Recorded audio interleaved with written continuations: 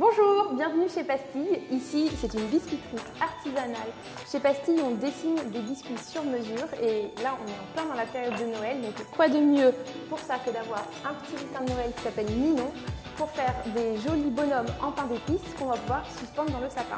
Donc, à la maison, il va vous falloir 165 g de farine, 35 g de miel, 65 g de vergeoise blonde, un œuf, 60 g de beurre. Et après, levure, c'est vraiment une pointe de couteau. Le sel, pareil. Et les épices, j'en ai mis une bonne cuillère à café. Allez, c'est parti. On va se mettre en mode atelier du Père Noël pour faire de beaux biscuits. Alors, Ninon, tu peux commencer effectivement à mettre tout ce qu'il y a dans ce bol. Donc, les épices, le sel et la levure. On va le mettre avec la farine et tu vas pouvoir mélanger avec une petite cuillère.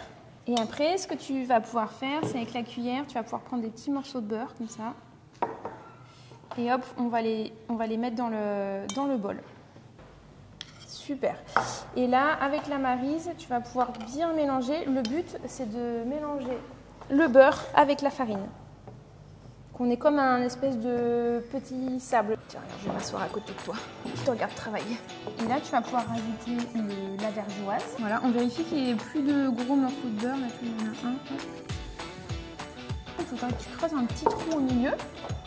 Et tu vas pouvoir verser au milieu le miel. On va d'abord casser l'œuf dans le bol. On le mélangera un petit peu avec la cuillère et on en versera un petit peu dans le mélange. On va verser la moitié du bol à peu près dans la pâte à biscuits. Et maintenant, tu peux tout mélanger. Et là, le but, c'est d'avoir vraiment une pâte très homogène, donc dans laquelle on ne va plus voir de morceaux de beurre, ni de l'œuf. Enfin, voilà, c'est vraiment avoir une belle pâte bien homogène, bien lisse. C'est difficile à malaxer parce que le sel et tout, il va coller sur moi alors qu'il n'y a que de l'œuf. Et plus tu vas mettre de la farine, et moins ça va être mouillé, et plus ça va se détacher de tes doigts. Je t'aide ? Non, ça va. Ah, Ça sent bon les épices. Dès qu'on a une pâte homogène, il faut s'arrêter parce que le but, c'est d'avoir une pâte qui va bien garder la forme des emporte-pièces. Et pour ça, ça veut dire qu'il ne faut pas trop la travailler. Tu peux lécher tes doigts si tu veux. À mon avis, ça va pas être mauvais. Allez, c'est parti. Est-ce que je peux l'étaler? Ah ben, bien sûr que tu vas l'étaler. Donc là, on a bien malaxé la pâte et on voit qu'elle est prête parce qu'elle est légèrement brillante, elle est toute soyeuse et par contre, je peux mettre mon doigt dessus, ça ne colle pas et elle est bien souple. Donc ça, c'est parfait. Ce que je fais moi pour étaler de la pâte, pour que ce soit beaucoup plus facile, je prends du papier cuisson, je pose la pâte, on va refermer comme un livre. Hop, voilà. J'appuie un peu dessus, donc tu peux taper avec tes mains dessus. Voilà, je vais t'apprendre comment on étale. Est-ce que tu sais ce qu'est un skatepark? Non. Un skatepark, c'est un endroit où on fait du skate et ça fait des creux comme ça et hop, après on monte et hop, on descend. Alors regarde, on va faire un skatepark. Tu mets tes doigts là et là tu appuies et t'étales. Quand on a ça, on tourne la pâte d'un quart de tour. Et là tu vas faire pareil, tu vas reprendre ton petit rouleau. Si tu as une bosse qui est un peu trop haute, hop, tu l'effaces. Et là tu commences, tu vois, un peu loin et tu vas pas jusqu'au bout.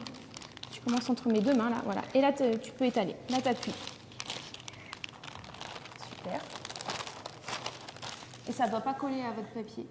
Et là, Ninon, tu appuies avec l'emporte-pièce, comme ça. Tu le fais tourner un tout petit peu et tu l'enlèves. Et tu fais partout sur ta pâte. Alors, tu vois, tu peux prendre la douille et hop, tu lui fais un petit trou en haut de la tête. Comme ça, ce sera l'endroit où on pourra passer la ficelle.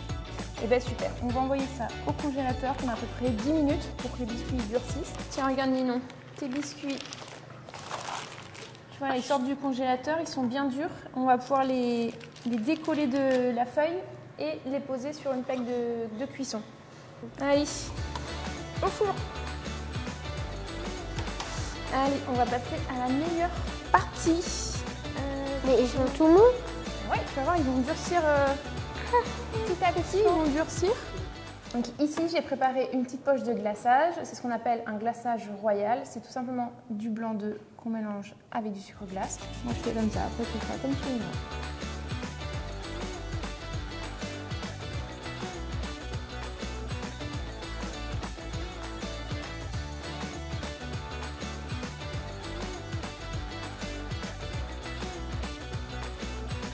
Et après, on laisse sécher le glaçage au moins une bonne demi-heure. Dernière étape, on va les goûter. La meilleure étape. Chin chin. Là. Ah